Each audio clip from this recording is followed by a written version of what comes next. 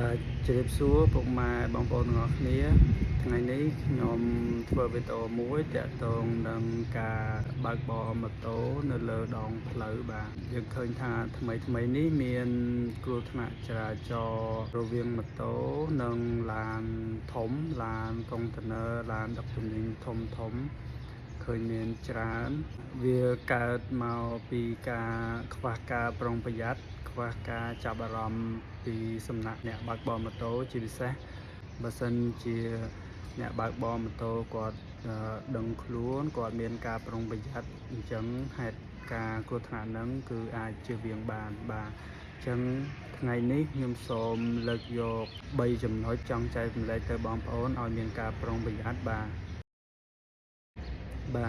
ចំណុចទី1គឺបងប្អូនអ្នកជិះម៉ូតូបាទហាមវ៉ាចែងឡានធំនៅពេលដែលមានឧបសគ្គនៅខាងមុខបាទនៅពេលដែលមានឧបសគ្គនៅផ្លូវម៉ូតូរបស់យើងនៅពេលដែលយើងរៀបនឹងវ៉ាយើងគួរតែសម្លឹងទៅមុខឲ្យបានឆ្ងាយបន្តិចថាតើផ្លូវដែលយើងប្រុងនឹងវ៉ាហ្នឹងមិនថាវ៉ាខាងស្ដាំឬក៏វ៉ាខាងឆ្វេង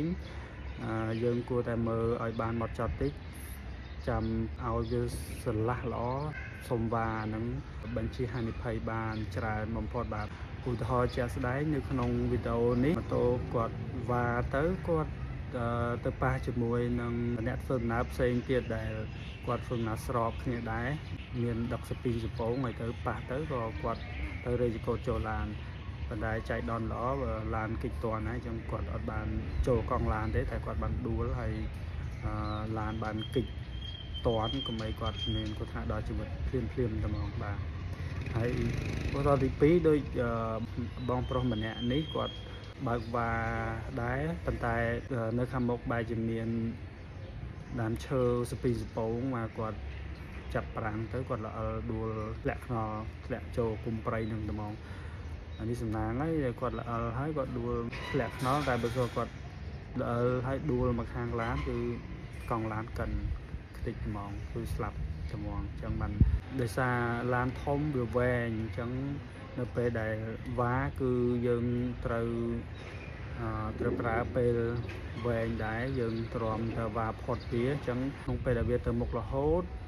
ហើយយើងវ៉ាទៅអាចនឹងមានឧបសគ្គខ្លះហើយបើសិនជាផ្លូវនោះវាអត់ស្លាទេអញ្ចឹងវាធ្វើឲ្យយើងអាចនឹងជួបគ្រោះថ្នាក់ហើយវាអាចនឹងឈានដល់បាត់បង់អាយុជីវិតដល់ងាយហើយតែមួយប្រព្រឹត្តភ្នែកទេជាពិសេសបងប្អូនក្មួយដែលតែរៀនចេះបើកម៉ូតូក្មេងបាទសិស្សសាលាហ្នឹងភាគច្រើនគាត់បាក់រឿងហ្នឹងច្រើនដោយសារគាត់អត់សូវមានបទពិសោធន៍បាទអាហ្នឹងចំណុចទី1បាទចំណុចទី2គឺយើងកុំចតពីមុខឡានធំបាទ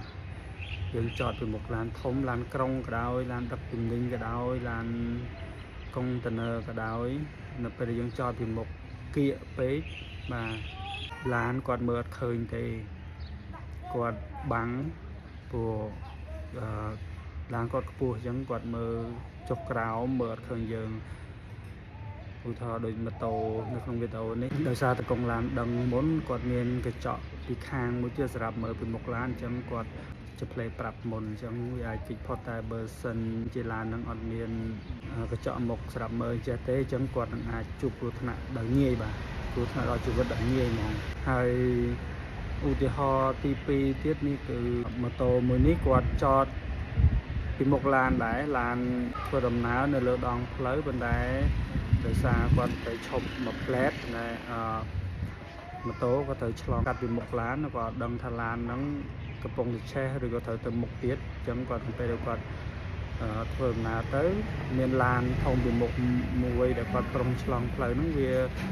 គេមកទៅគាត់ត្រូវឈប់សិនព្រោះតែឡាននឹងទៅផុតបានគាត់អាចឆ្លងបានប៉ុន្តែចៃដន្យឡានធំដែលគាត់កំពុងតែចតពីមុខហ្នឹងគឺគេទៅមុខដែរកិនម៉ូតូគាត់ដែរមិនដឹងថាគាត់មានរបួសដែរអត់ទេប៉ុន្តែនៅក្នុងវីដេអូហ្នឹងឃើញកិនម៉ូតូរបស់គាត់បាទអញ្ចឹងកន្លែងហ្នឹងជាឧទាហរណ៍ឲ្យយើងដឹងថាឡានគាត់មើលឃើញទេគាត់ងាយនឹងបើកមកកិនយើងតែហ្មង គឺកិនបើថាចំមនុស្សគឺស្លាប់ហើយអត់រស់ទេចឹងជៀសវាងចំណុចហ្នឹងគឺយើងត្រូវចងចាំយើងទៅប្រាប់ពិសេសកូនរបស់យើងដែលតែរៀនតែចេះបើកម៉ូតូឲ្យគាត់ដឹងពីចំណុចគ្រោះថ្នាក់ទាំងអស់ហ្នឹងត្រូវតែប្រាប់គាត់យើងចាំបាច់ត្រូវតែប្រាប់គាត់ឲ្យបានដឹងបាទហើយចំណុចដែលត្រូវប្រុងប្រយ័ត្នទី3នោះគឺយើងមិនគួរឈប់ចំពីក្រោយឡានធំដែរម៉ូតូវាតូចហើយយើងឈប់ចំពីក្រោយគឺគេមើលឃើញទេឧទាហរណ៍ដូចនៅក្នុងវីដេអូនេះគឺឡានហ្នឹងឡើងទួលហើយម៉ូតូគាត់មកបើកពីក្រោយគាត់ទៅជាមួយនឹងឡានដែរគាត់ឈប់ចំពីក្រោយឡានហើយឡានហ្នឹងវាត្រូវល្អិលមកក្រោយហើយម៉ូតូហើយក៏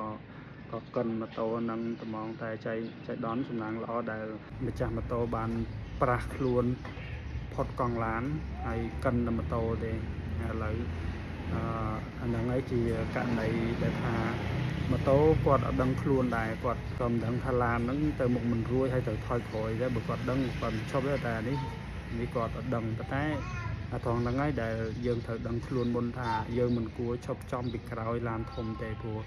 គេមើលអត់ឃើញយើងនៅពីក្រោយទេ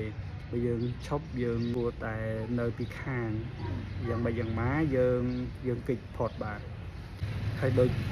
នៅក្នុងវីដេអូមួយនេះដែរម៉ូតូដូចគ្នាពីរនាក់នេះគាត់ឈប់ប្រុងនឹងឆ្លងថ្នល់ប៉ុន្តែកន្លែងហ្នឹងវាមានឡានកុងតឺន័រច្រើនហើយឡានមួយហ្នឹងកំពុងតែថយហើយឡានដឹកកុងតឺន័រហ្នឹងគាត់ថយមកគាត់មើលអត់ឃើញម៉ូតូដែរយកគាត់ថយរហូតតែសំណាងល្អដែលមានឡានគេធ្វើដំណើរតាមផ្លូវឃើញគេជួយជាផ្លេគេជួយស្រែកគេទៅគៀកឡានធំហ្នឹងទៅបានឡានធំហ្នឹងគាត់ឈប់គាត់អត់ថយមកទៀត8ហ្នឹងអ្នកជិះម៉ូតូទាំងពីរអ្នកនេះស្លាប់បាត់ទៅហើយគឺកិនបាត់ទៅហើយអញ្ចឹងបានថាអានេះជាករណីដែលងាយគ្រោះថ្នាក់បំផុតដែលយើងអត់បានចាប់អារម្មណ៍អ្នកឡានក៏អត់ដឹងអ្នកម៉ូតូក៏អត់ដឹងគឺនៅពេលដែលឡានធំថយមកគឺមានអីនៅពីក្រោយដែលចំពីក្រោយគឺគាត់មើលអត់ឃើញតើកិនម៉ូតូដឹងថាមានជន់អីទើបគាត់ឈប់អញ្ចឹងនេះជាវីដេអូដែលខ្ញុំគិតថាមានប្រយោជន៍សម្រាប់បងប្អូនអ្នកដែលជិះម៉ូតូជាប្រចាំថ្ងៃហើយជាពិសេសផ្ញើជូនទៅបងប្អូនក្មួយដែលគាត់តែរៀនជិះម៉ូតូដៃថ្មីជិះម៉ូតូអញ្ចឹងសូមឲ្យពួកគាត់មានការប្រុងប្រយ័ត្នចំពោះចំណុចទាំង3ហ្នឹងបាទសង្ឃឹមថាវីដេអូនេះអាចផ្ដល់ជាការប្រុងប្រយ័ត្នសម្រាប់បងប្អូនអ្នកជិះម៉ូតូបានមួយចំណែកបាទសូមអរគុណបាទ